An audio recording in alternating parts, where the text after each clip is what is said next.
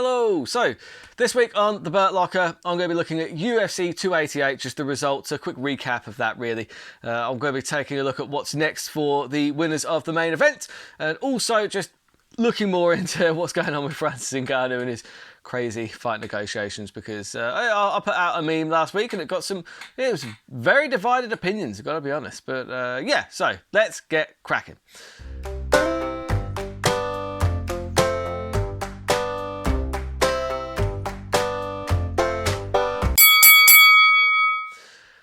Now, first up, Jandiroba. That was a weird one because she was fighting Rodriguez. I had her to win by submission. She didn't. She won a very dominant decision. But I thought she clearly won every single round. Like, clearly. And one of the judges gave one of the rounds to Rodriguez. I'd love to know how they justify that. Either way, win's a win. Congrats to Jandiroba. Looking forward to seeing her again.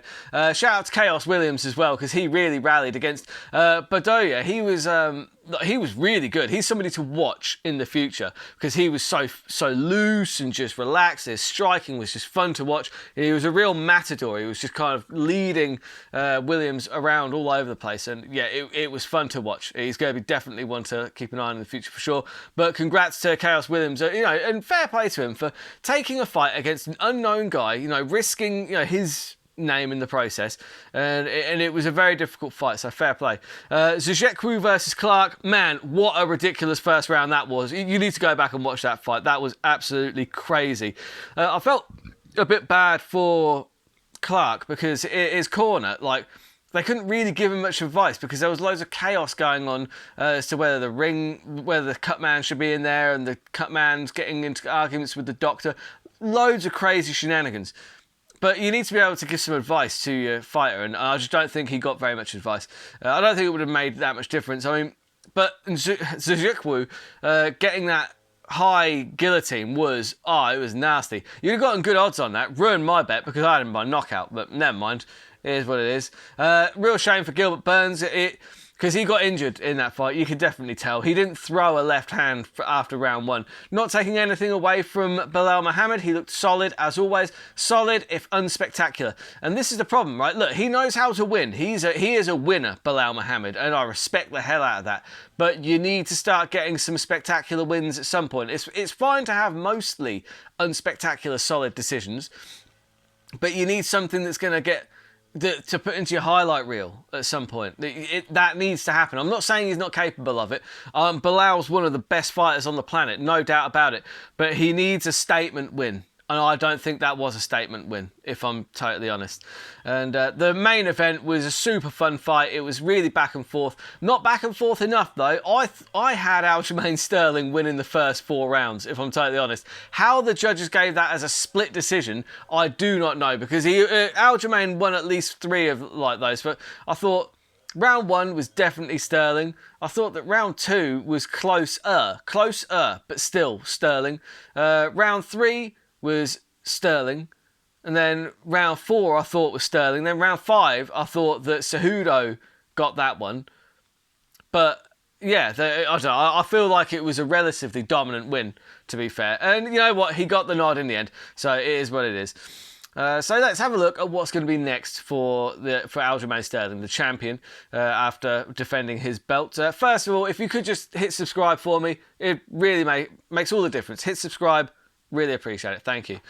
And yeah, so it's going to be Sterling versus O'Malley, most likely in September. Now that's an interesting one. More interesting than, the face-off was interesting. I'll say that much.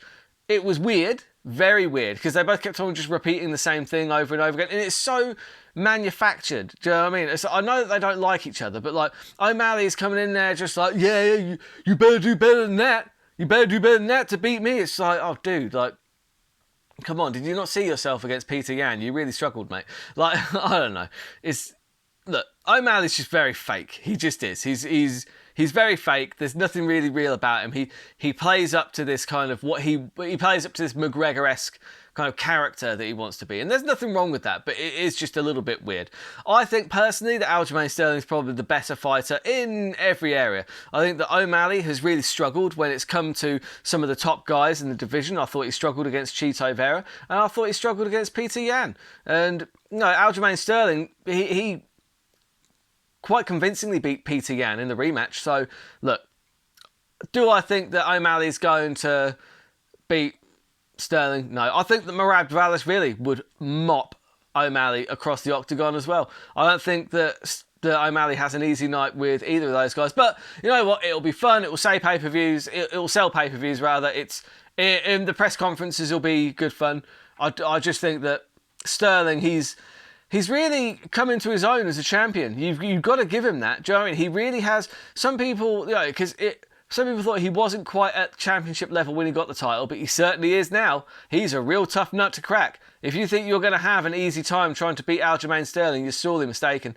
I think that his skill set matches up really nicely with O'Malley. Those leg kicks that he was landing on Cejudo all night, I think that Joan, we've seen O'Malley crumble to leg kicks before with the greatest of respect. So I think that Sterling's style is actually a problem for O'Malley, but we'll see. Anyway, Troll of the Week this week, it was actually one that I put together. It got a lot of divisive opinions, I'll be honest. But people need to relax. It's just a meme at the end of the day. Come on, guys. Just relax. Anyway, obviously Francis Ngannou has been to 4 fight promotions now, and all 4 of them said that he was making these unreasonable demands. The ONE FC director said that Ngannou wanted a seat on the board of directors, as well as $20 million. And even that was $20 million on its own wasn't enough. He wanted a seat on the board of directors. He wanted to pick his opponents, have final say on his opponent's purse. Ridiculous. So I did this meme where it's just the classic freight train about to hit a school bus on the tracks, and the freight train, the school bus is all the fight companies trying to sign Francis Ngannou, and the freight train smashing it to pieces are his unreasonable demands. And they're just crazy, unrealistic demands, because they are. But yeah, a lot of people comment on that saying, well, I can't believe you haven't worked out that you're being lied to by all these fight promotions. It's like, look, dude, if it was one fight promotion, fair enough. If it was just one sport, fair enough. But multiple fight promotions, 4 in total over 2 different sports, have come out and said that his demands are unrealistic and frankly unreasonable. So at a certain point, it's like, look, when somebody has been divorced 4 times, you start thinking maybe the problem is them, not the other halves. Do you know what I mean? Same thing with Francis. I'm thinking that if 4 fight promotions have now said his demands are unreasonable and unrealistic, there's at least a chance that his demands are unrealistic. And yeah, the problem is likely Francis here. The problem is that he represents himself. He doesn't have management. He needs a manager. That's what he needs. And someone to manage his expectations of what he can expect from his next fight contract, because otherwise he's just not going to sign with anyone, is he? And people are saying, oh, the UFC lost out. No, they didn't. Brock's the bigger draw anyway. Again, I was having this discussion. So we'll say, do you think that, what do you think is the bigger fight, Ngannou versus Jones or Brock versus Jones? I think it's Brock versus Jones. I think that Brock Lesnar brings in far more pay-per-view numbers than Francis Ngannou, and I don't think I'm out of my mind in saying that. Let me know in the comments. Call me out of my mind. Call me crazy. But I'm not saying who's the better fighter here, because obviously there's one answer to that.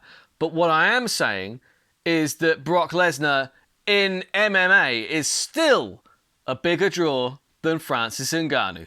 And that, for me, is pretty indisputable. I don't think that I'm crazy in saying that. Anyway, that's all I've got time for this week. So I've got my casuals guide up for UFC Charlotte, the fight night in Charlotte. It's actually for me, it's actually a way better card than UFC 288. There's some really interesting fights on, not least of all the co-main event, Anthony Smith and Johnny Walker, and you've got Jairzinho Rozenstruik versus Jailton Almeida in the main event. There's some really, really, really fun fights on there. You've got Carlos Olberg, the city kickboxing phenom.